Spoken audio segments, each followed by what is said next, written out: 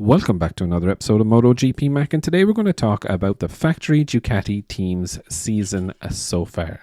Now, let's kick it off with Pecco, and to say this season compared to last season at this point has been night and day for Pecco.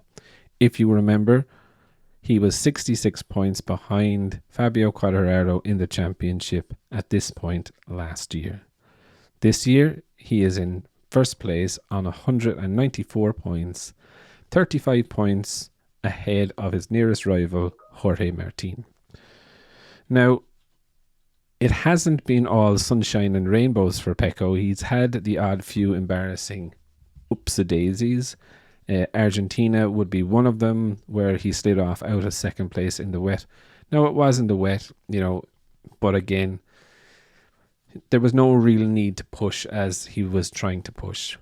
America, he probably gave us the biggest laugh with his excuse for falling then, whereas the bike is too good. It's too stable. I cannot know when I'm going to near the limit of the front tire. And then the strange incident in Le Mans with Maverick Vinales, where the two of them collided in the middle of the corner and both ended up kissing the gravel.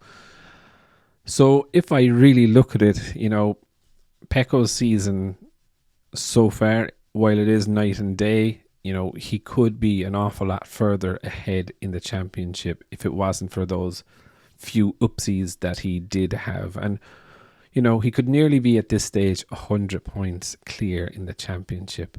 And this is one of the things that I was looking out the other day when I was thinking about this video, is that, if things keep going the way they're going for Pecco, he will probably win the championship by Australia.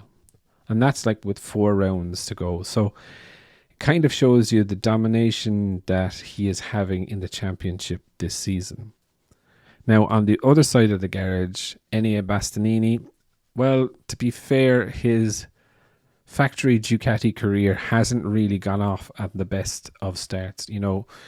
He had the incident in Portimao where Marini crashed, his bike hit Bastianini and he broke his shoulder blade, and he did try to come back, to be fair, maybe a little bit too early, and you could see that he was in too much pain.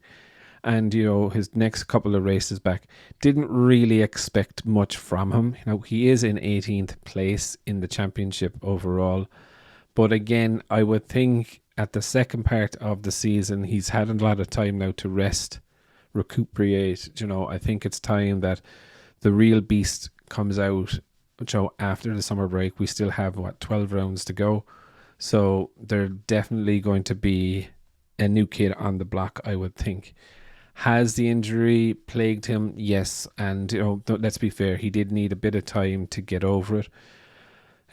But I definitely expect Bastianini to shine a little bit more than what he has done. Jorge Martin definitely is knocking on the door, and in a way, I suppose, giving Ducati the middle finger, saying you should have signed me. But again, look, they've made their choice at this stage. He has another year in the factory seat, does Bastianini, so he does need to let's just say, produce the goods. But overall, I think Pecco is probably going to dominate the rest of the season. It's very hard to see him losing the championship on his current run of form. But I would definitely love to know your thoughts. What do you think of the factory Ducati team's riders season so far? Definitely leave your thoughts in the comments below, and I'll be back again tomorrow with another video.